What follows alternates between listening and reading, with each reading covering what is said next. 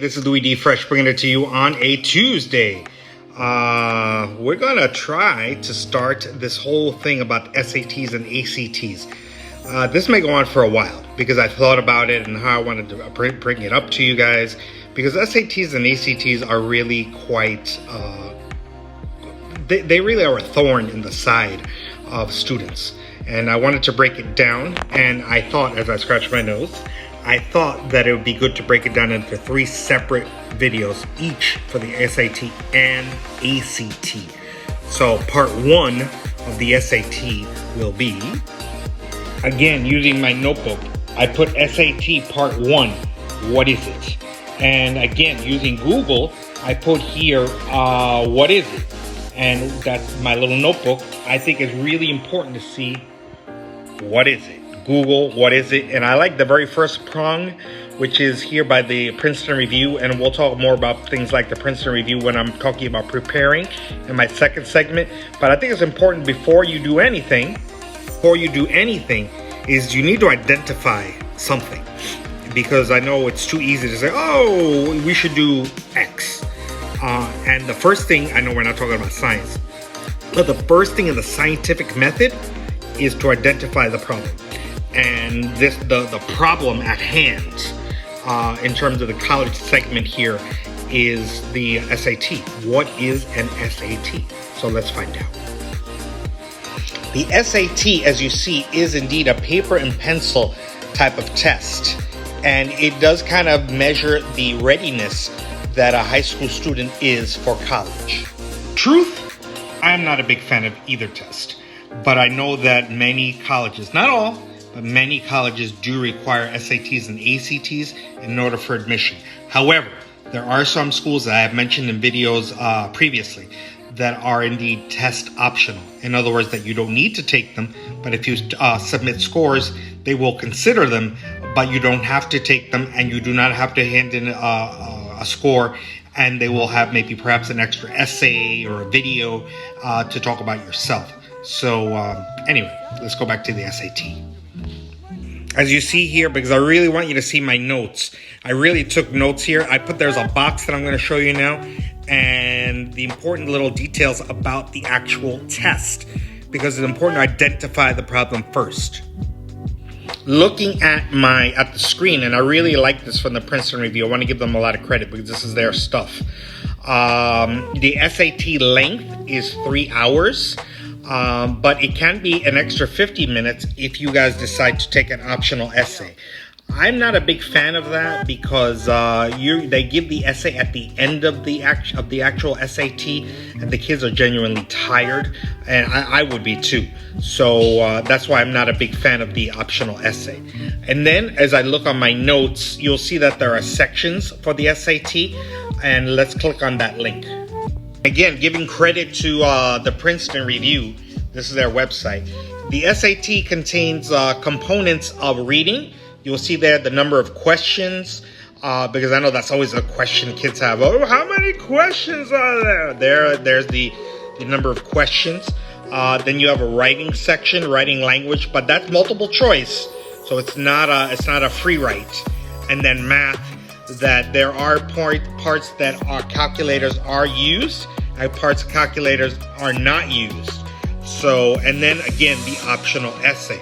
So that gives you a breakdown of what the actual test is, how many questions, what to expect out of the SAT, which is a predictor of how well you will do in college, supposedly.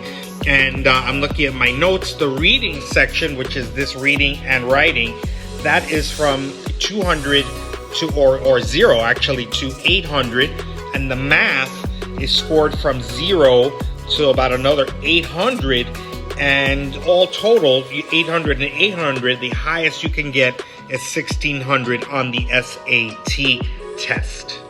Remember, what we're doing here is we are looking at what is the SAT. We're not talking about on just what it is, because that's most important on identifying a problem. And this is the problem, this is the situation in this college segment.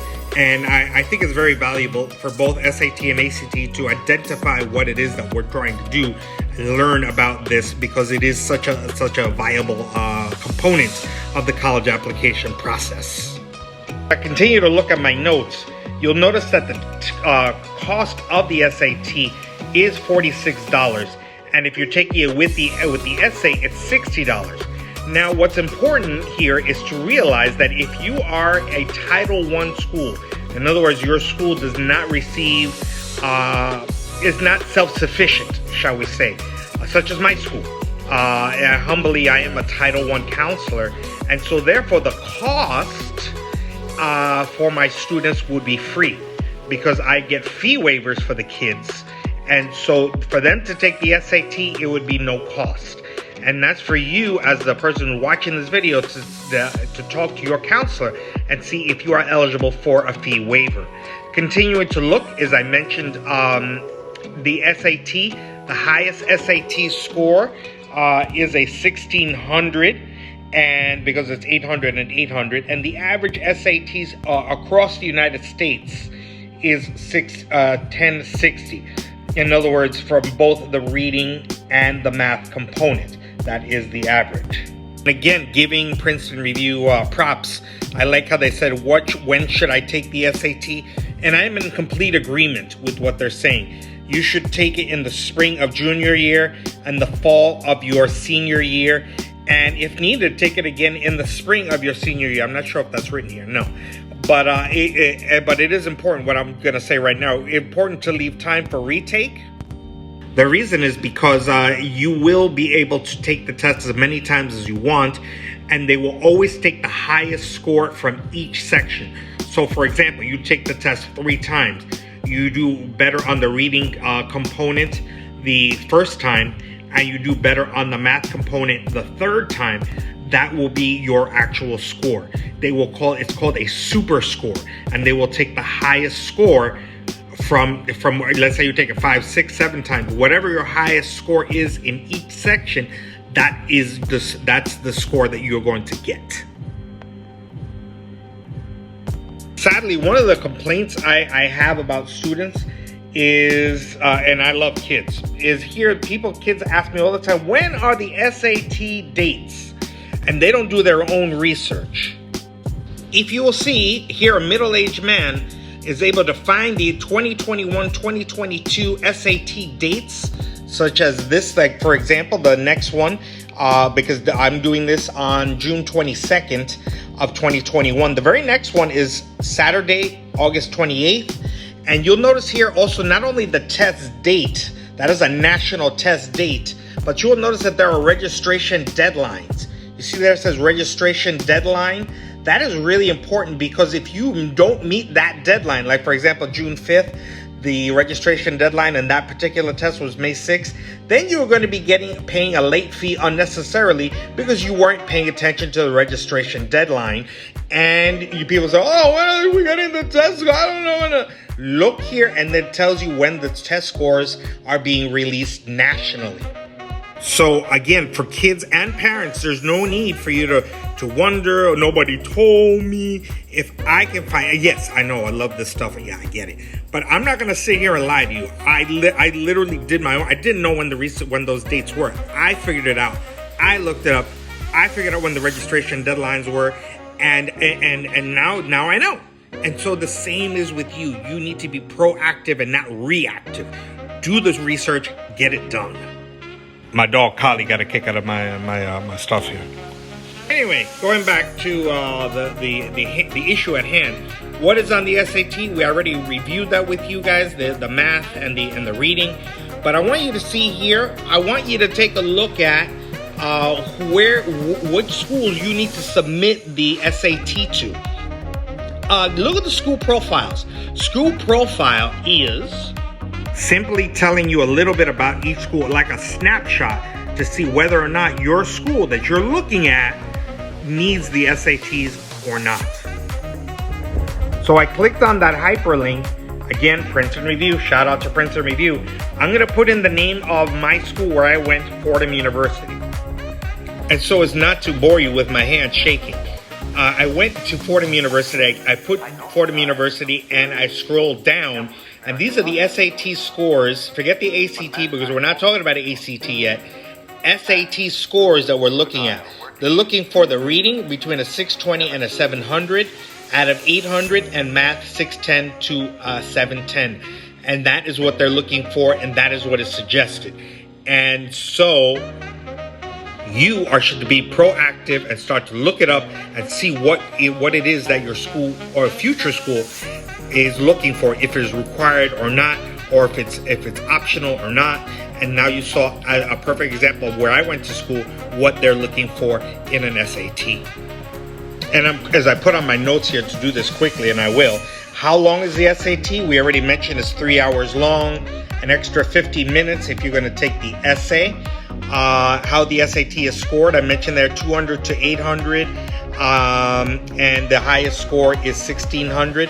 Please be sure that you spell your name right and all that. I'm not trying to be funny, because they do give you points for spelling your name right, your address, and what have you. So that's why those scores are the way they are. And then also they say, should I take SAT and ACT? I'll mention it over and over and over again. Yes, I would definitely take both the SAT and ACT, because the reason is because the colleges will always look at your highest score, whether it be SAT or whether it be ACT. So I will mention this over and over, that I would take both because it gives you more of an opportunity to be accepted to the school that you're looking for. And again, I love how the Princeton Review mentioned here, how do I register for the SAT? And this is how I'm going to finish up. The College Board is the company that actually makes this SAT. So we're going to click on that hyperlink, College Board.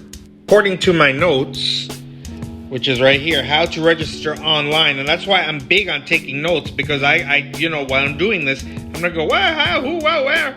And I go right here and I go, that's what I'm going to click on for my video, how to register online. Again, the obvious is not obvious. The very first thing you need to do is to create an account. And so we will. You will see that I actually do have an account. I'm not going to put in my password and all that jazz.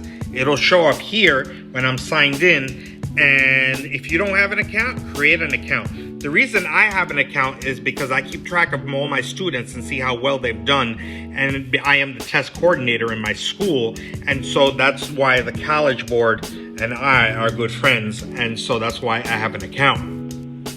As you look at the instructions here about once you sign in, remember, I like the instructions here. This is from the College Board themselves. Print your legal name. So if like me, my name is Luis, Luis. I would not put Louis D. Fresh.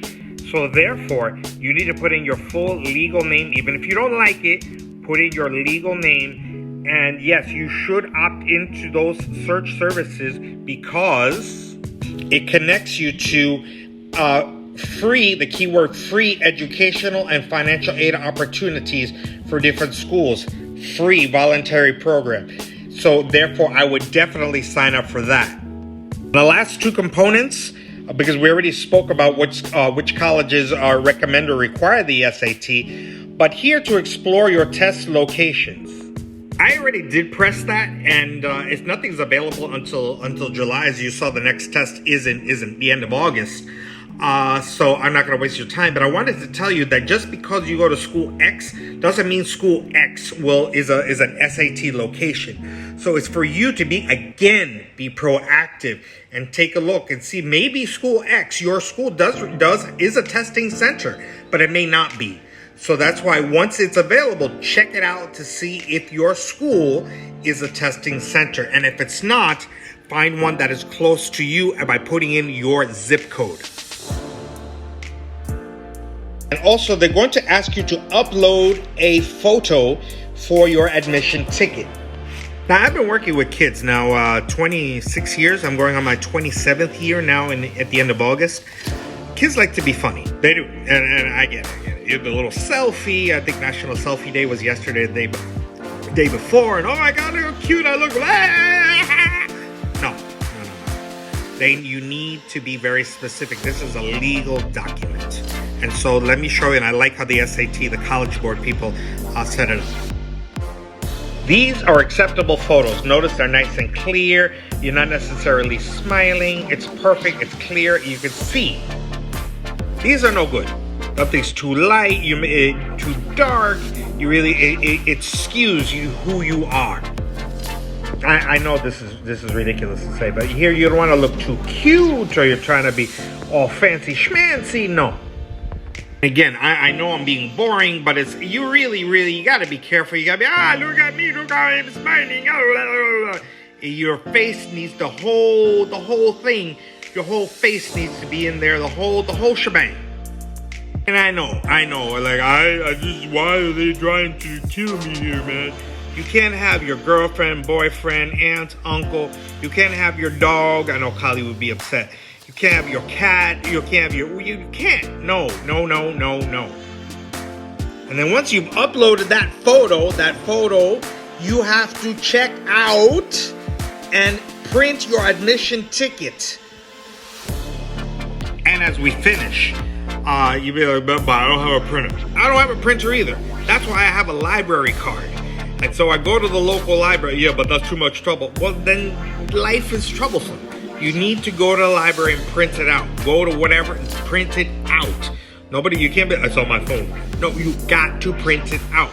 Go to your local, I spoke to a couple of my kids a couple of days ago because I'm doing the summer school thing. And they said that in my school, you can print it if you ask the principal and there were how many pages and all that. But don't bother your school, man. You got to be proactive. I don't ask my school for anything. I go to the local library and print it out. That, my beautiful friends, is what the SAT is. That is part one of this segment. And I'm talking way too much now because I'm really passionate and I want you to do well. That is part one of SATs. What is it? Louis D. Fresh.